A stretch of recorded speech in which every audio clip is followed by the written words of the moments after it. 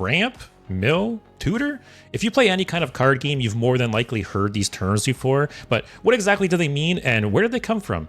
Today, I'll be taking a look at some of these and explaining exactly that. The first one I'll be talking about today is Mill, which is essentially discarding cards off the top of your deck. And a couple examples of this from Hearthstone are, say, Gnome Feratu, which just discards the top card of your deck, or, you can also overdraw your opponent with draw effects like Cold Light Oracle. But where did this term come from? Well, in 1994, a Magic the Gathering card released called Millstone, which made a player put the top 2 cards of their library into their graveyard. And as more cards released that utilize this effect, players shortened it to just mill or milling, to the point where it's essentially transcended card games, where if you play any card game pretty much, whether it be physical or digital, you know what milling is. But it wasn't until 2021 that Magic officially recognized mill as a keyword, and from that point forward, any cards printed with that effect now actually say mill. For example, you have Thought Scour, which is a 1-cost blue spell that just says target player mills 2 cards.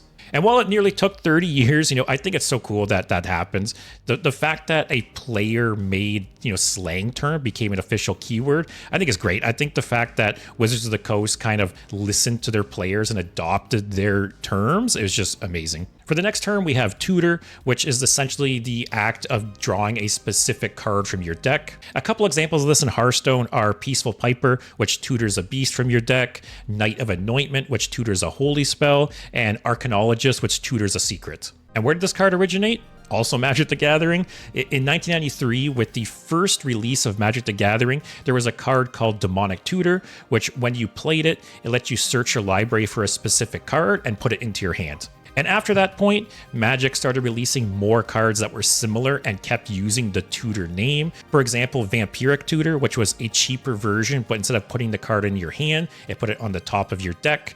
And then there was also Worldly Tutor, Mystical Tutor, which did the same thing, but for creatures or spells. And this just kept going to the point where tutor and tutoring is synonymous with the act of searching your deck for a specific type of card. And this one isn't quite as common as mill, but again, it has transcended card games to the point where many different trading card games utilize this term. And for the last term today, we have Ramp, which is the act of accelerating your mana or your resources. And an example of this from Hearthstone is Wild Growth, which is a 2-mana spell which gets you an empty mana crystal. But where did this card originate? Well, you guessed it, Magic the Gathering once again.